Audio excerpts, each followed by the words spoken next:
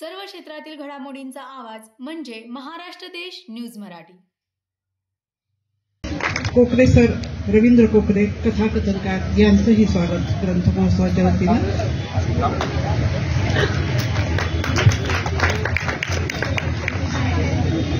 ग्रंथ महोत्सवाच्या प्रथम सत्रामध्ये कथाकथनाने या संमेलनाला ग्रंथ महोत्सवाला सुरुवात होत आहे। मराठी भाषेमध्येच फक्त कथाकथन होतं हा आपल्या मराठी भाषेचा सगळ्यात मोठा स्वाभिमान आणि अभिमान आहे। जगामध्ये जेवढ्या बोली भाषा आहेत पण प्रमुख भाषा आहेत त्याच्यात एक नंबरला जर मुलांना कुठली भाषा असेल तर माझी माय मराठी असेल। म्हणून तर ज्ञानेश्वरांनी सांगितलं, माझ्या मराठीचे बोलो कौतुके, अमृताही पायदा जिंके, ऐशी अक्षर रसिक मिळते। आणि एवढ्या सुंदर तर्कतीर्थ लक्ष्मण शास्त्री जोशी या नगरीमध्ये यशवंतराव चव्हाण व्यासपीठावर द्वितीय सत्रामध्ये या विचारपीठावर उपस्थित असणारे या ग्रंथ महोत्सवाचे कार्यवाह आदरणीय श्रीजी चिटणीस, कोषाध्यक्ष आदरणीय प्रदीपजी कांबळे, समन्वयक आदरणीय राजकुमार निकम, ज्यांनी तुमच्याशी संवाद साधला ते आमच्या भगिनी सुनीताताई कदम, ज्यांनी आपले नुकतेच विचार मांडले ते केसरीचे आणि लेखक व कवी असणारे पुण्याचे आमचे आदरणीय स्वप्नीलजी पोरे, ज्यांनी बघा पोरांनो, पोरे नंतर कोकरे बोलतात, भाग्य लागतंय त्याचं। या व्यासपीठावर बसलेली उद्याच्या भावी पिढीमधली दमदार कथाकथन करणारी ही मंडळी, सर्व विद्यार्थ्यांचं जोरात टाळ्या वाजवून स्वागत करा। हे उद्याचे उत्तम कथाकार असतील। सरांनी सांगितलेलं मी पुन्हा या ठिकाणी सांगत नाही, सगळ्यांची नावं घेतली पोरांना असं समजा मी बारामतीचा आहे, एखादं नाव राहिलं की परत दुखणं वाढतं। त्याच्यामुळं खूप चांगल्या कथा तुम्ही सांगितल्या, तुम्हाला चांगलं व्यासपीठ आहे। मला तुम्हाला आवर्जून सांगायचंय, 2003च्या लोकमंगल शिक्षक कथाकथन स्पर्धेमध्ये मी आणि समोर बसलेले अमित कुमार सेला आम्ही स्पर्धक होतो। सलग 5 वर्ष आम्हाला पहिला दुसरा क्रमांक मिळाला आणि त्यानंतर आज 2024ला मी पुन्हा या व्यासपीठावर येतोय, हे मी माझं नशीब समजतो। कारण की स्पर्धक त्या अध्यक्ष कथाकथनाचं हा प्रवास अवघ्या 24 वर्षातला आहे। लेकरांनो, अशक्य काहीच नसतं, सारं काही शक्य असतं।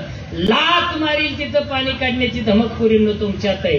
आणि नशीबवान समजा तुम्ही पुरी म्हणून जन्माला आलेला आहे, एकच हिरा इथं बसलाय, नाहीतर 13 हिरकणीने गट जिंकलाय। किती हिरकणी तिथं? 13। आणि पोरं कुठे गेली? सगळ्यात नशीबवान बाप कुठला की ज्याला पोरगा आहे तो नशीबवान नाही, ज्याच्या घरी पोरगी आहे तो जगात सगळ्यात नशीबवान बाप। म्हणून तुमचं खूप खूप कौतुक, तुम्ही मुली म्हणून जन्माला आलाय। अरे तुम्ही सावित्रीच्या लेकी आहेत, अहिल्याच्या लेकी आहेत, जिजाऊच्या लेकी आहेत, भीमाई, ताराई, राणी लक्ष्मीबाई, बहिणाई, रमाई सगळ्या तुमच्यामध्ये दिसतात। पोरींनो, एकच करा, बाप फटका असू द्या नाही तर तुटका असू द्या, बाप गरीब असू द्या नाही तर बापडा असू द्या, पण बाप गावात उभा राहिल्यानंतर चौकात जर असा ताट उभा राहिला तर समजायचा हा पुरीचा बाप आहे। आणि खाली बघत चालायचं समजायचं पोराने सराकला। तुम्हाला हसवा येत आहे त्याच्याबद्दल धन्यवाद। कथाकथनाला बसल्यावर सावडायला बसल्यागत बसायचं नसतं, मोकळं मोकळं हसायचं असतं। ज्याला हसायला येतं ते मंडपात बसतात आणि ज्याला हसायला येत नाही ते घाटावर मोकळं पाणी काय हे अजून आपल्या सरकारने याच्यावर जीएसटी लावला नाही। चिटणीस साहेब काय दिवसांनी का हसला म्हणून सुद्धा जीएसटी घेतली, काही सांगता येत नाही। कारण की सरकार आता एकाच राहिलं नाही, बरोबर तुम्हाला माहिती आहे। तुमच्या आई लाडक्या होत्या म्हणून तर परिवर्तन झालं। हसले लाडक्या, तुम्हाला कळलं ना लाडक्या कोण होत्या? लाडक्या बहिणी, बरोबर आहे ना? लाडक्या बहिणीने कार्यक्रम केला ना, करेक्ट का?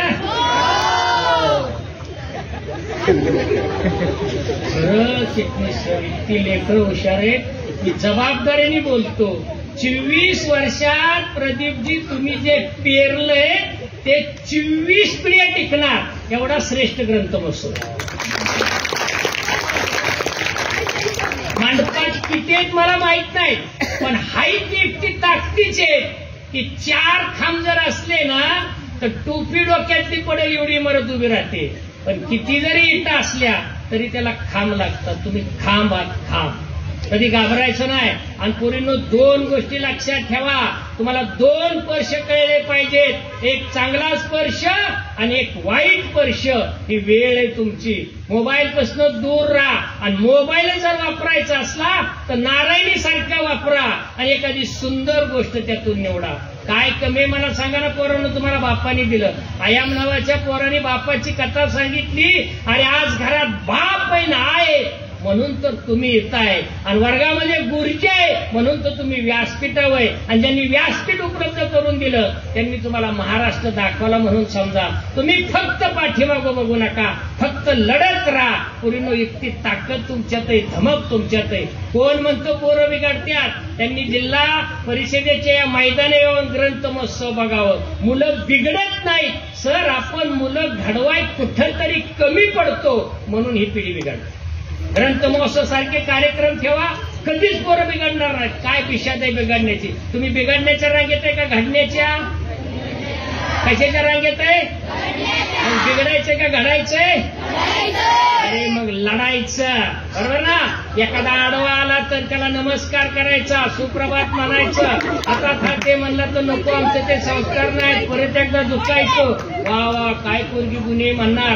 अजून एकदा झुकायचं, हळूच सँडेलचं एक फूक काढायचं, ती डोळं झाकल, हे माग सोडून त्याच्या 2 गाला द्यायच्या.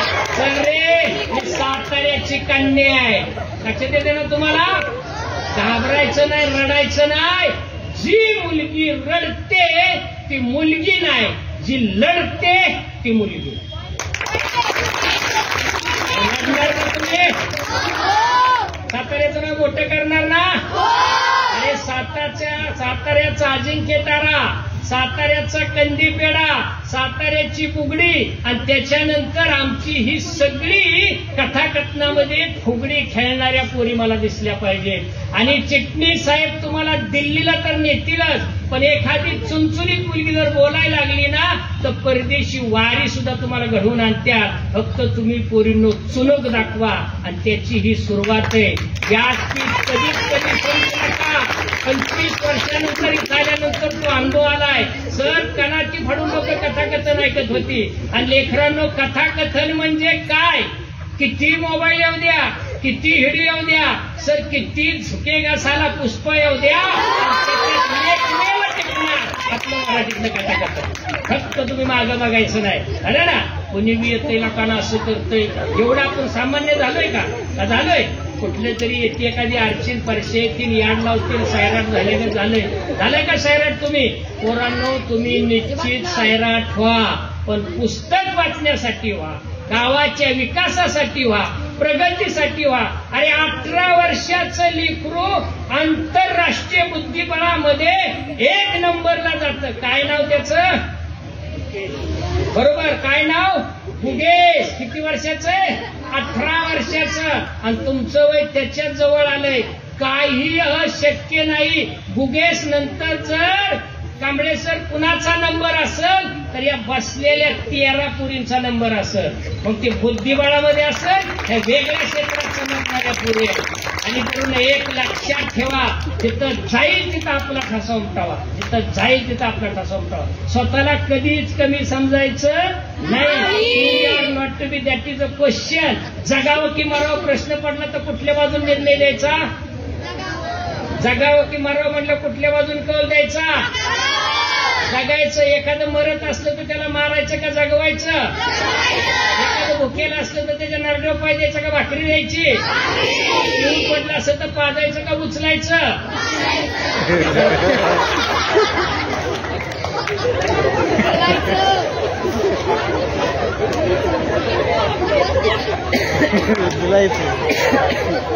असा खरंच. आणि चिटणीस साहेब सगळी सुख आज तुमच्या पायाशी. इथं शिक्षिका सुद्धा बसले. टपारेचे टपारे मोबाईल आले, रूनच्या रून स्क्रीन आल्या. गुबगुबीत सोफा सेट आले, चकचकीत करणाऱ्या फारशा आणल्या, भिताड पांढरी शुभ्र झाली, पण एकच तुमच्या माझ्या घरातनं निघून गेलं, ते म्हणजे हास्य. 12-13 वर्षाची पोरं सर अगदी महाराष्ट्राचा दुष्काळ पडल्यानं परवा 2 पोरं नवीन रस्त्यात चालली होती आणि एक जण म्हणला कसं महाराष्ट्राचं होईल, आता म्हणलं ह्याला का चिंता पडली, दुसरा म्हणला महाराष्ट्राचं आता कसं होईल मलाही चिंता पडली. मी म्हटलं का तुम्ही असं पोरानं बोलताय, नाही सर आम्हाला टेन्शन आलं. का 13-14 वर्षात तुम्हाला टेन्शन आलेला का, मार किती खाल्ला, ह्या व्यासपीठावर बसलेल्यांनी मार खाल्ला, कारण की यांनी श्यामच्याई नावाचा चित्रपट बघितला आणि त्याच्यामध्ये एक गाणं होतं बघा, छडी लागे विद्ये.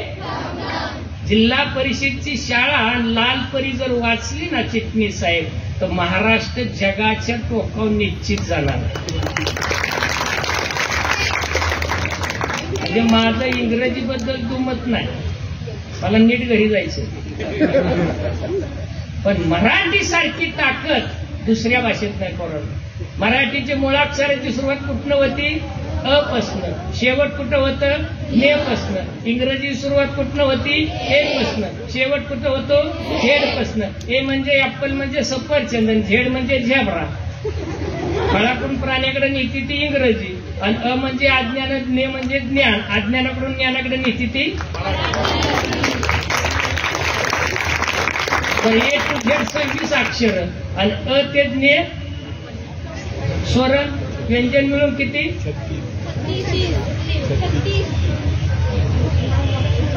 किती 52, बरोबर ना.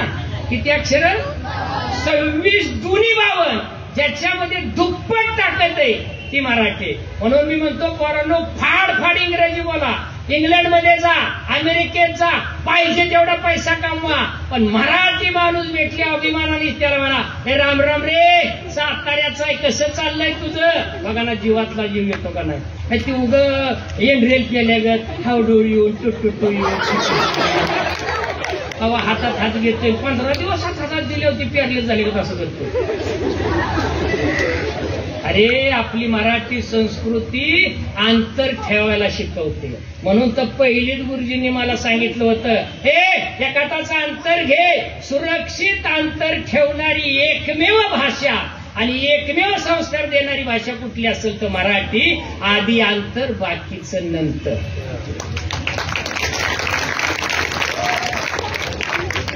कळते ना लिखीनं तुम्हाला, सुरक्षित अंतर कळतंय ना, बरोबर आहे ना. धोका आहे का, काय अडचण आहे का, काय तुम्ही अडवलं तर तिथल्या तिथं करेक्ट कार्यक्रम करायचा. हे दोघं निस्तारायला तयारच आहे. यो चिटणी साहेबांना सांगायचं त्याला ताडकावला, तुमचं तुम्ही बघा, मी शाळेत निघाल, त्यातले ती वकील नेमक्याला तर काही करतील. आपण द्यायचं नाही, फक्त चुकीचं काय करायचं नाही, आणि जिथं चुकीचं असेल तिथं सुद्धा आपण थांबायचं नाही. पोरांनो व्यसन करा, कुठलाच वक्ता सांगणार नाही, पण मी सांगतो कुठलं व्यसन करा, उठल्या उठल्या एक वेळ देवाच्या पाया पडू नका, पण ज्यांनी देव दाखवला त्या आई वडिलांना विसरू नका, आणि दुसरा नमस्कार करायचा असला तर भगवंताला करू नका, पण ज्ञानेश्वरी दासबोधला हात लावा आणि मराठीचं पुस्तक मन लावून वाचा. वाचाल तरच वाचा, जास्तोर वाचा. वाचा कळती ना, किती वाचा. दिसा माझी काहीतरी वाचित जावे, दिसा माझी काहीतरी लिहित जावे. रोज वाचा, प्रचंड वाचा, आणि येणारा वाढदिवस फुकाफुकीचा आणि कापाकापीचा करायचा नाही.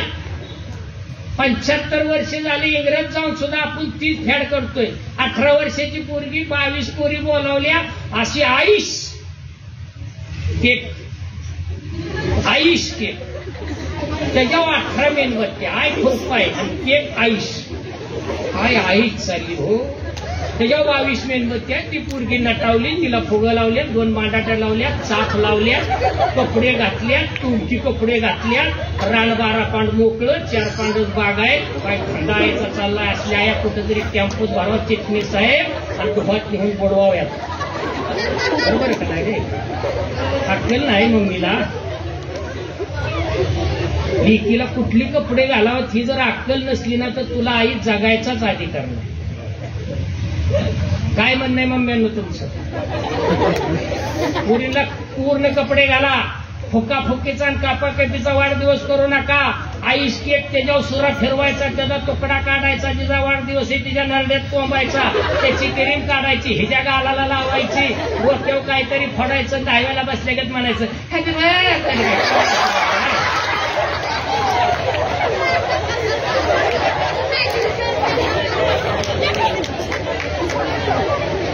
अरे छत्रपती शिवाजी महाराजांच्या मातीतले तुम्ही आहात, संभाजी महाराजांचे छावे तुम्ही आहात.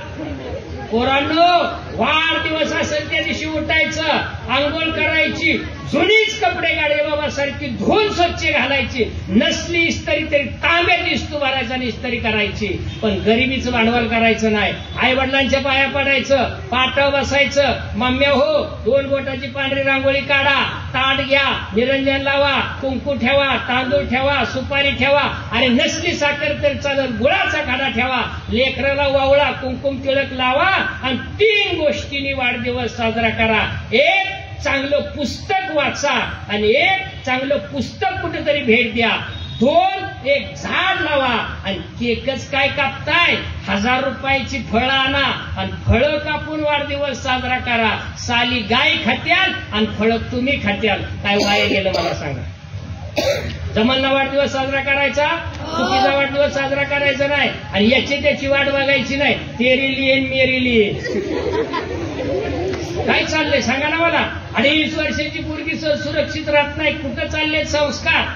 काय परभणीमध्ये बीडमध्ये आजची पोरांना वाहतात चाललेले, कुठल्या दिशेने महाराष्ट्र चाललाय कधी कधी वाटतंय. पण मी एकटं सांगतो, किती जरी महाराष्ट्राची घडी बिघडली तरी घडी जाग्यावर आणण्याचं काम फक्त ग्रंथच करणार आहे, याच्यावर माझा विश्वास आहे. म्हणून पोरांनो, ग्रंथ वाचल्याशिवाय जाऊ नका.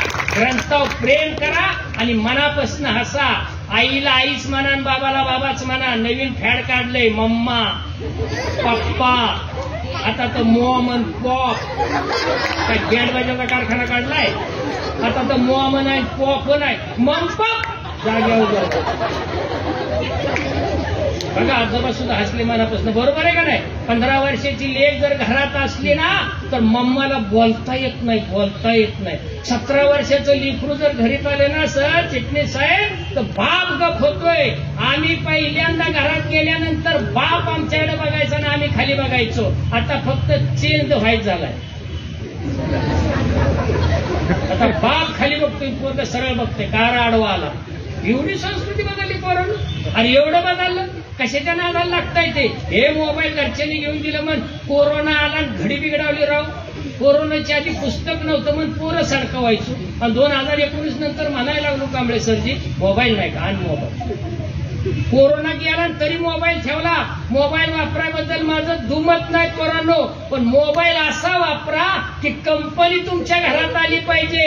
अरे आमका कुठे गेला आयम, त्याला मला भेटायचंय का, तर त्याच्याशिवाय हे फंक्शन चालू होत नाही. करण्यासारखं खूप आहे पोरांनो, तुम्ही करा. यवतमाळच्या 2 पुरींनी मागल्या आठवड्यामध्ये राष्ट्रपती पदक मिळवलं शौर्यामध्ये. माहितीये ना तुम्हाला काय केलं त्यांनी? वाघाच्या जबड्यामधून भावाला वाचवलं. आणि तेवढी क्रांती करण्याची तुमच्यामध्ये ताकद आहे. आणि विनोद कळले पाहिजेत. विनोद सर, परवा मी वर्गात गेलो आणि पोरांना म्हटलं तुम्हाला म्हटलं विनोद शिकू का?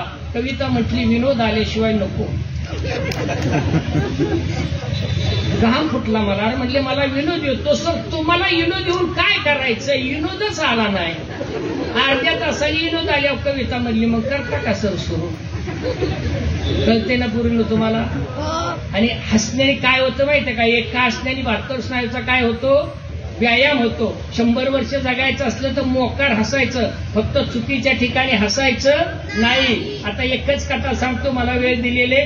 खूप खूप या ग्रंथ महोत्सवाला मी धन्यवाद देतो. आणि इथं बसलेल्या शिक्षकांना एक माझा खरंच मानाचा नमस्कार आहे. सगळ्या व्यवसायामध्ये पांढरा शुभ्र व्यवसाय एकच आहे. काळा फळा जरी असला तरी हात पुसल्यावर चिटणीस साहेब पांढरा होतो. म्हणून तो पेशा तेवढा तुम्ही सांभाळा. एवढी शिक्षकांना आणि गुरुजनांना माझ्या सकट विनंती करतो. जगाच्या बाजारात शिक्षकासारखा मोठेपणा कुठंच नाही.